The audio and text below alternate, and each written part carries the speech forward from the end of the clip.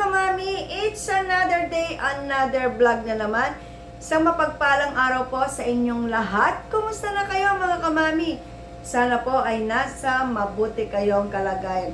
So mga kamami, sino ang naghahanap ng lotion? Ang gusto sa lotion, meron ng SPF. Mabango na parang kapag pinahid mo siya sa iyong balat ay nag-spray ka na ng pabango. Hindi malagkit, nakakaputi at maganda ang sangkap niya. So kaya ito ay makakatulong, makapagpaputi ng ating balat. Pero bago po ang lahat, paki-like and subscribe ng aking YouTube channel, Mami Lea Vlogs, at syempre huwag kakalimutan i-click ang bell button nang sa ganoon mga kamami ay nasa ganoon mga kamami ay ma-update ko kayo sa aking mga bagong i-upload na mga video. So mga kamami, ready na po ba kayo?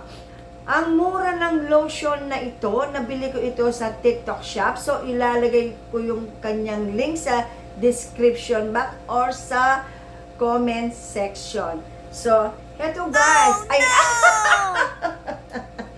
Heto mga kamami, ang sinasabi kong lotion. Hindi ko alam kung paano siya basahin. So, Lavin Care. So, pakicorrect na lamang ninyo kung mali ako. Kayo na lamang po ang mag-correct sa pronunciation ko. So, ang kagandahan nito mga kamami, meron na siyang SPF 50. Ayan mga kamami.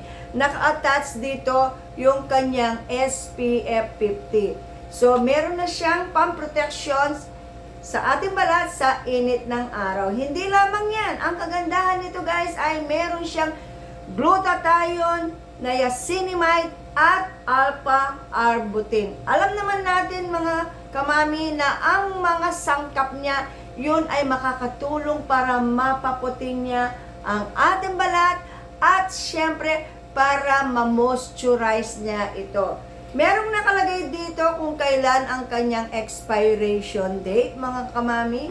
Ayan. Tingnan naman ninyo ang kanyang packaging. Talagang girl na girl. Tingnan naman ninyo, mga kamami. Talagang pambabae. Ginawa talaga sa mga babae ang lotion na ito.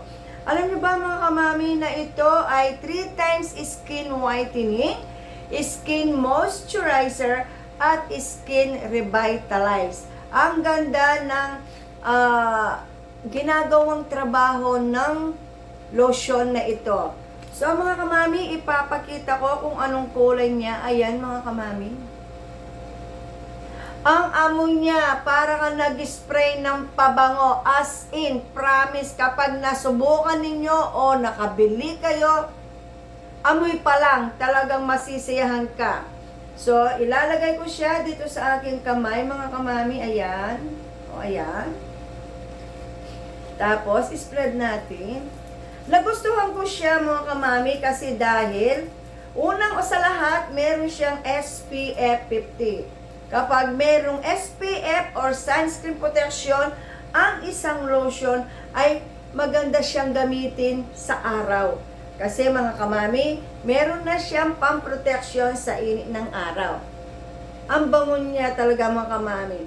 Madali siyang i-blend at saka hindi siya malagkit at wala siyang white cast, nakikita naman ninyo mga kamami. At ang soft and smooth ng ating balat. So mga kamami, alam niyo po ba na hindi sa lahat ng nakikita nating mga lotion ay gusto natin lahat. Ako ganoon dati. Pero nung natuto akong mag-search, at syempre ang unang tinitingnan ko mga kamami, yung kanyang mga ingredient. Ano bang ingredient nakapaloob sa isang lotion? Yun ang aking tinitingnan kaagad. Yung ba ay mahihiyang sa skin type ko? Mahihiyang ba sa aking balat? Ano ba ang kapag meron naman akong nabasang ingredient na hindi familiar sa akin, nire-research ko yung para malaman ko kung ano bang makukuhang benefits ng balat ko sa nakasali or naka-include na ingredient sa lotion na ginagamit ko. Ganun ako mga kamami. Siyempre kailangan i-check natin kung ito ay okay, kung magiging hiyang ba sa balat natin, ano ba ang makukuha natin benefits. Hindi lamang yung bango. Siyempre gusto rin natin na may protection sa init ng araw at nakakapagpaputi. At siyempre higit sa lahat ay mapapanatili niyang moisturize ang ating balat. Mapapanatili niyang hydrated, napapawala niya yung mga dry skin, or dahil nasa edad na tayo, kung minsan talagang makikitaan mo na yung sign of aging sa ating balat. So, isa ito sa mga ginagamit ko araw-araw, mga kamami. Talagang ito ay pang-araw kong ginagamit, hindi sa gabi. Kasi mga kamami, dahil meron siyang sunscreen protection. So, mga kamami, sa mga kaedad ko, pwedeng-pwede po ito sa atin. At ang mura lamang niya, mga kamami, ang matagal na rin ninyo siyang gagamitin.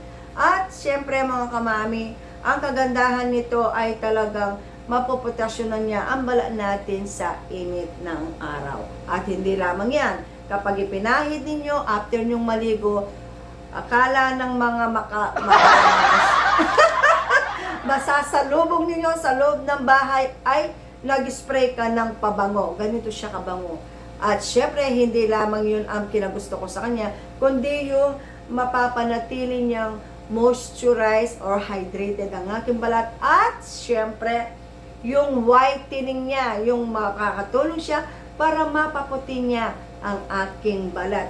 So mga kamami, sa mga gustong pumuti at the same time gusto niyang gamitin ang isang lotion na meron na siyang SPF, heto po ang aking mairekomenda dahil ang ganda po ng lotion na ito. Nakalahati ko na siya mga kamami dahil araw-araw ginagamit ko siya. 2 months ko na siyang nabili, so 2 months ko na rin siyang ginagamit. So everyday ito ang aking ginagamit. So mga kamami, maraming salamat sa inyong lahat. God bless you all po. See you next vlog. Bye!